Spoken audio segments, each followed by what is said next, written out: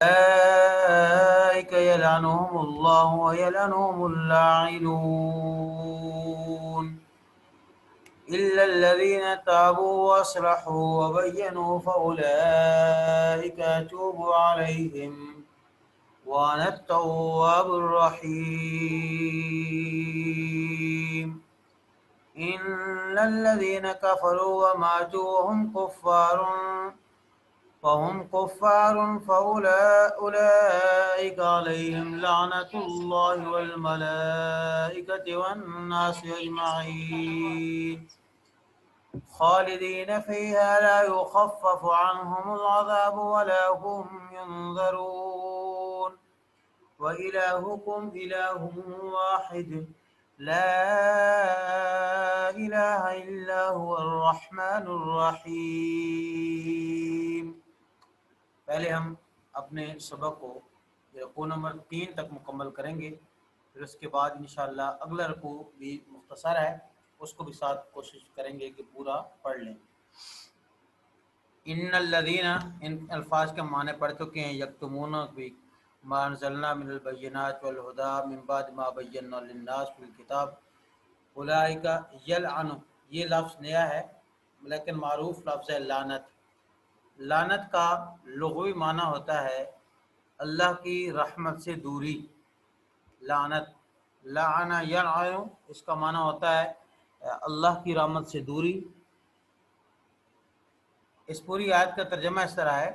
بے شک جو لوگ چھپاتے ہیں جو ہم نے نازل کیا من البینات، واضح آیات دلائل، والہدا اور ہدایت، من بعد ما بیناہ، اس کے بعد کہ ہم نے اس کو بیان کر دیا ہے، بینا بیان کر دیا، واضح کر دیا لوگوں کے لیے،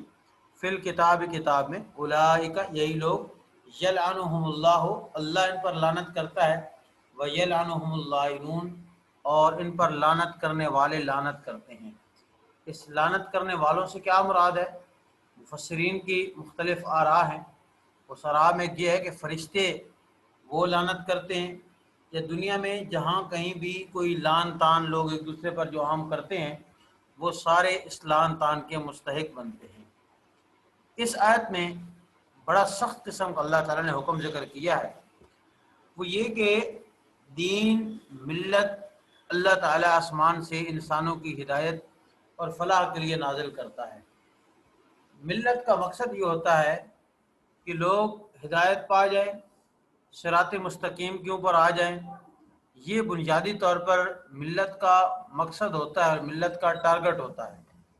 ملت اس لیے بنائی جاتی ہے، لیکن جو لوگ اللہ تعالیٰ کے دین کو اور ملت کے ان مسائل کو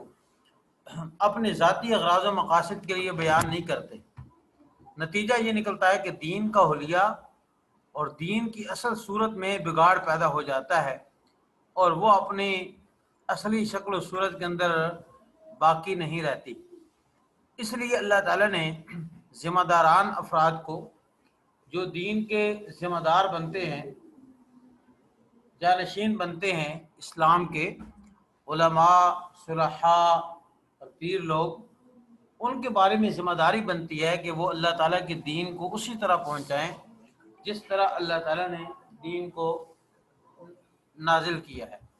اس دین کو اسی طرح آگے لوگوں تک وہ پہنچائیں۔ تو اللہ تعالیٰ نے فرمایا ان الذین یکتمون، اب یہ پہلا منصب انبیاء علیہ السلام کا ہوتا ہے، تو انبیاء علیہ السلام اس منصب کو اللہ تعالیٰ کی منشا اور حکم کے مطابق اسی طرح پہنچاتے ہیں جس طرح اللہ سبحانہ و تعالیٰ کی منشا ہوتی ہے اور جس طرح اللہ سبحانہ و تعالیٰ کی چاہت ہوتی ہے، اس کے مطابق 100% اس دین کو اسی طرح لوگوں تک پہنچاتے ہیں۔ لیکن انبیاء علیہ السلام کے بعد نالائق قسم کے لوگ جب دین کے وارث بن جاتے ہیں، وہ خواہشات کی اتباع اور پیروی کرتے ہیں، خواہشات کی اتباع اور پیروی کی وجہ سے وہ دین کے حق اور سچ مسئلے کو لوگوں تک نہیں پہنچاتے، اس میں گڑبڑ کرنا شروع کر دیتے ہیں اور گڑبڑ کرتے ہیں، صحیح طور پر نہیں پہنچاتے اس کو۔ یہ ان کے بارے میں فرمایا، جیسے اللہ تعالیٰ نے قرآن مجید میں یہ ایک آیت آپ کے سامنے میں رکھنے لگا ہوں، اللہ تعالیٰ نے اس سے پہلے متعدد انبیاء علیہ السلام کا ذکر کیا کہ یہ انبیاء علیہ السلام کی جماعت تھی، انہوں نے دین کا کام کیا اور لوگوں تک صحیح بات پہنچائی۔ پیچھے سارے نبیوں کا ذکر ہے، اولئک الذین انعم اللہ علیہم من النبیین والصدیقین من ذریۃ آدم وممن حملنا مع نوح ومن ذریۃ ابراہیم واسرائیل وممن ہدینا واجتبینا، یہ سارا ذکر کیا۔ آگے ذکر کیا فخلف من بعدہم خلف، پس جانشین ٹھہرے ان کے بعد، نااہل جانشین۔ یہ خلف کا معنی ہوتا ہے نااہل جانشین۔ اضاعوا الصلاۃ، نمازوں کو ضائع کیا، واتبعوا الشہوات، اپنی خواہشات کی پیروی کی، فسوف یلقون غیا، پسن قریب یہ ڈالے جائیں گے غیا، جہنم کے اندر۔ غیا ایک وادی ہے جہنم کے اندر، اس کا ذکر کر دیا گیا۔ تو یہاں اللہ تعالیٰ نے بتایا کہ اصل دین میں بگاڑ اس لیے آتا ہے کہ جب لوگ حق بات کو نہیں بتاتے، لوگوں کو سچی بات اپنے ذاتی اغراض کے لیے اس کو چھپاتے رہتے ہیں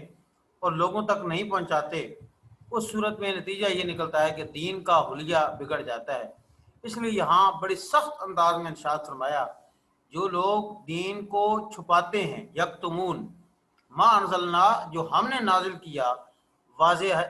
آیات، ہدایت، اس کے بعد کہ ہم نے ان آیات کو بیان کر دیا لوگوں کے لیے واضح کتاب میں، ہم نے کسی قسم کا کوئی اخفاء نہیں رکھا،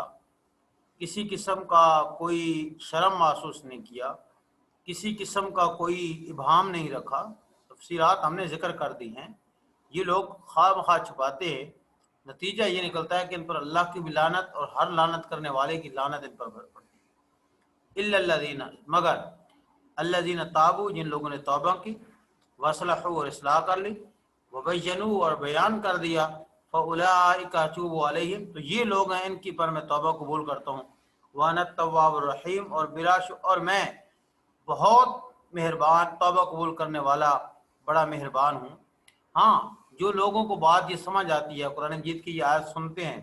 سننے کے بعد پھر یہ ارادہ کرتے ہیں کہ لوگوں تک سچی بات پہنچائی جائے، حق بات پہنچائی جائے، تو وہ لوگ اس سے پھر مستثنا ہو جاتے ہیں۔ اس کے بعد اگلی سخت پھر وعید، ان الذین کافروا، بے شک جن لوگوں نے کفر کیا، وماتوا اور وہ مر گئے، اس حال میں کہ ہم کفارن، وہ کافر تھے، اولئک یہ لوگ علیہم لعنت اللہ، ان پر اللہ کی لعنت اور فرشتوں کی لعنت اور تمام لعنت کرنے والوں کی لعنت ان کے اوپر ہوتی ہے۔ جو لوگ صراط مستقیم کے بعد جب چلتے ہیں تو اس کے بعد وہ غلط راہ کے اوپر چل پڑتے ہیں، کفر کی راہ اختیار کر دیتے ہیں، حالت کفر کے اندر بھی فوت ہو جاتے ہیں، ان کے لیے سخت وعید ذکر کر دی گئی۔ ایک بات آپ ذہن میں رکھیں، یہاں جو ان الذین کافروا کہا جا رہا ہے، یہ اس تناظر میں کہا جا رہا ہے۔ اللہ کے آیات کا کتمان کرتے ہیں، پھر اللہ تعالیٰ کی آیات کو سمجھتے ہیں، جانتے ہیں، جاننے کے باوجود وہ انکار کرتے ہیں، یہ شدید کفر ہے۔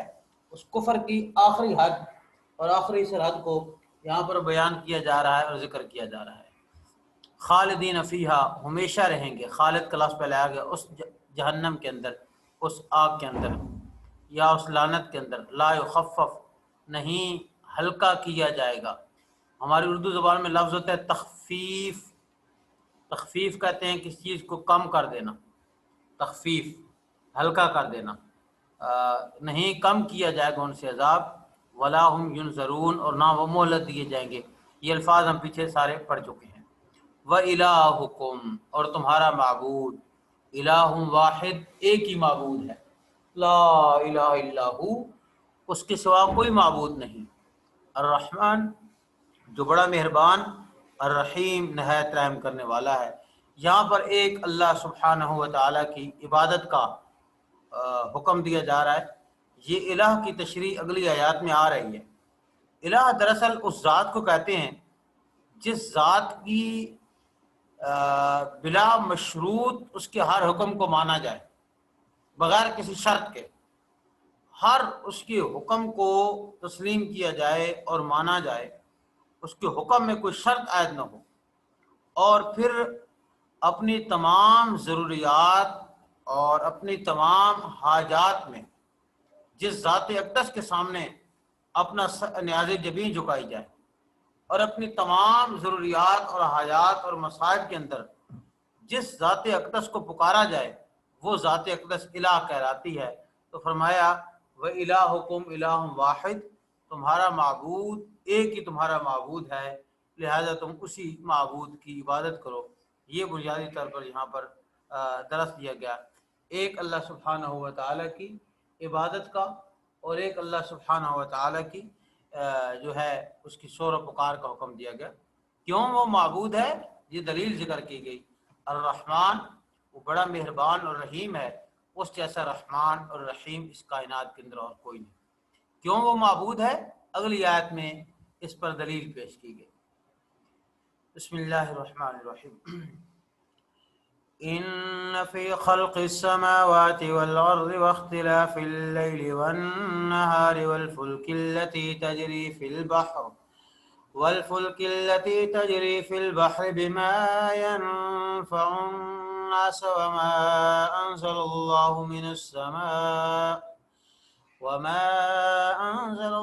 من السماء من ماء فأحيا به الأرض بعد موتها وبث فيها من كل دابة وتصريف الرياح